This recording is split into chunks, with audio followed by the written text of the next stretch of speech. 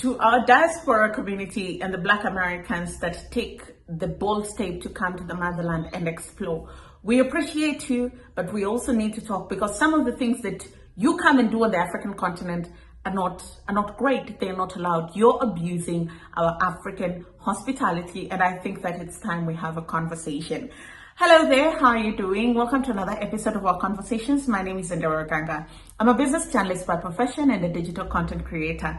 And I love coming on here and having conversations with you guys about Black people, Africans, our empowerment, and how we can rise up and take our rightful place at the global stage. You can connect with me on social media at Ondiro Oganga or here on YouTube. I have a YouTube channel. Actually, it's called Ondiro Oganga, where I profile Africa through people, politics, and culture. Today's video, I don't want it to be long, and I don't want you to take it the wrong way. I want you to approach it with a very open mind. As Africans, we love Black Americans. We love people in the diaspora. We respect who you are. We respect your roots. We respect your pain. We respect your culture.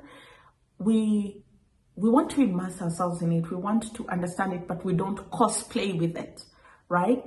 And we give respect where it's used as an African thing. We have deep respect for people, who they are, where they come from, their culture, their tradition, the way they do their things. That's granted. And this is by no means a blanket generalization of every single person that has traveled the continent. If anything, I have seen people who've come here with so much respect, and they left with a new, even deeper respect of who we are, the continent, their connection with the continent. But then there are like 13 people that come to the continent that are just on the other end of the scale, right? I'm going to start with a shooting. You know, during Dirty December, there's always, everybody comes to Ghana, okay? There's Afrochella, which is Afrofuture right now. There's what's the name of the other? There's so many festivals that happen there, right? And it's a great thing because it's beautiful for Black people to have places where they can just convene and celebrate who they are, their culture, without having to look at their back. Now, clubs in Ghana, 8 p.m., they've opened, they're functioning. The next day, 8 a.m., the same people are still there partying, because that's the kind of vibe that it gives you. Until I'm watching my friend's status, because she was in Ghana, and she says, I'm too old to be at a place where they're firing gunshots. Now. What ratchet hood behaviors have you brought to us? What form of disrespect is that? I'll tell you what, guns could be a normalized thing in America. And I'm not saying that there are no guns in the streets of Africa, but it's very rare. You just don't carry a gun for fun. You just don't take it to where people are. Life is sacred. Life is worth living. And you don't do or carry anything that puts into jeopardy the wellness of your neighbor. We are our neighbor's keeper. But some way, somehow, now guns are making their way into our communities. Why is that? Is it the Fifth Amendment right or First Amendment right? It begins and ends in America.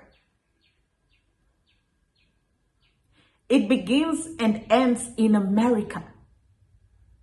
Which part of that don't you understand that you are bringing, and you're bringing it to a party?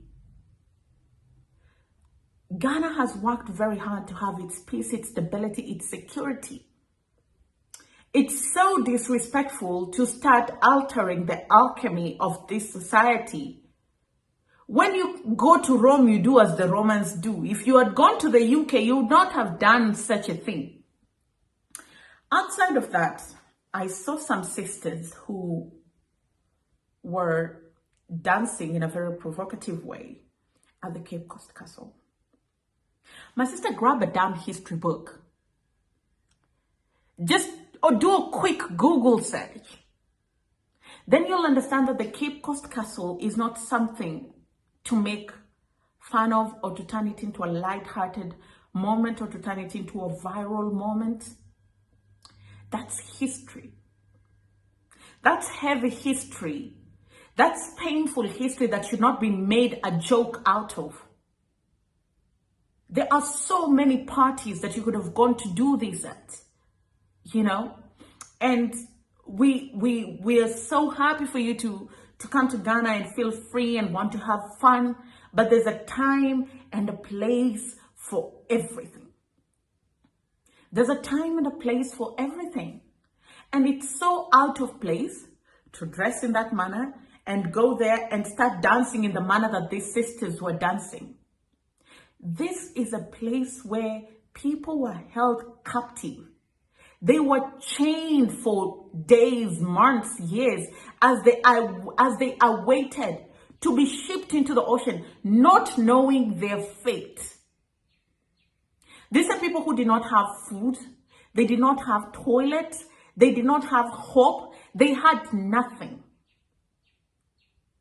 Do you know how indignifying that is? They were turned into animals and caged. And they knew that door was called the door of no return, because once you go, your fate is sealed. Either you jump in the water in rebellion and sink and die, or make your way and work in plantations, where we both know how that narrative goes. Is it that history, proper history, is not being taught? Or some people just lack empathy and social awareness? It's a bad taste. It's a bad look. It's a low ball. If it wasn't Black people, then okay, we can understand. You don't understand the weight, right? You don't understand the significance. And nobody forced you to go. You genuinely do not have to go. But to dishonor the weight of that place in that matter is not right. It genuinely is not right. And I need more of our people, particularly the diaspora community, when you're coming to Africa, a little bit of empathy. The same empathy and respect we show you, that's the same thing we're asking for. How would it feel if somebody said a random thing about Coretta Scott King or Karen Tubman? How would that feel? You'll be like, you don't know our history, you don't know what she wants. You do. Exactly. Extend our history, which is by extension your history, a little bit of respect. Dignify it a little. Slavery is not a small thing. It really is not. And while you might think you can afford a ticket and come to Ghana and life's good, baby, we're still shackled. 400 years later, oppression is still on our face. And if the very structures that symbolize oppression do not move you, do not awaken you, then as Black people, we really have a long way to go. This video is by no means to offend the Black community. If anything, we love you guys and we appreciate all the times that you come to the continent, not just for tourism, but just validating who we are as a people, your home, and coming and interacting with us. I'll tell you what, I have a Black American friend, John Blankson. He is the one who teaches me a lot about Black history and Black culture from an American point of view, because I want to understand, you know, I want to be compassionate when I talk to you guys, not just going by what the media says that these are the statistics, young Black men are in jail, Black women are single mothers, you know, drugs. No. And even if these things are happening, I have done my due diligence to understand all the great things that are happening in Black communities, which are fantastic and ought to be celebrated, you know. And instead of going with what the traditional media just says, I talk to my friends and I ask them, okay, what is happening here? Why are Black children struggling with education?